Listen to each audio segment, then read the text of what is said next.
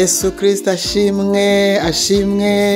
ashimwe cyane mu rwego rwo kwizihiza isabukuru y'imyaka 5 ishize umuhamagaro w'abagore bahishuwe ugiye online ukorera online.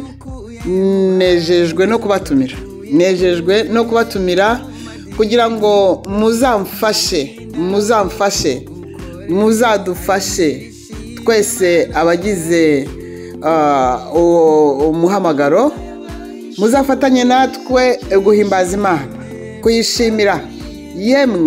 Yemwe ko tubinginze ngo muze mwifatanye natwe gushimira Imana tuyishimira imirimo yayo itangaje yakoze muri iyi myaka 5. Muzumva kandi ubuhamya butandukanye bw'iby'Imana yakoreye twese ibyo yadukoreye. Yemwe muzumva ubuhamya butandukanye, kandi ndabibutsa ko ubuhamya ari ubuzima, ubuhamya n'ubuzima.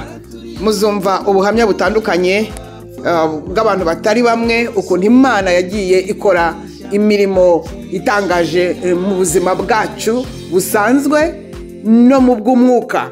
Haleluya! Ubuhamya, ndizera ko ubwo buhamya buzabafasha. Haleluya! Ndabatumiye mwese abo turi kumwe kuri YouTube ku muyoboro ububyutse muri Afrika hagati. Mwese muzigore ku wa gatandatu itariki ya 15 ukwezi n'ukwa gatatu umwaka 2025 ku wa gatandatu isaha ni 4 y'ijoro, isaha z'i Burayi. No mugoroba, reka mvuge ngo nijoro ry'akataraboneka. Nijoro tuzahimbaza Imana tuyishimira imirimo itangaje yakoze. Yemwe ko tuzahimbaza Imana. Ndabatumiye rero nukuri, kandi mubyiteho muze mumfashe. Mwaje mukamfasha gushimira Imana ishobora byose. Mwaje mukamfasha, wenda mu kuyishima ntawamenya, nuza kuyishima ishobora no kuzakora ibindi, kuko ishobora byose.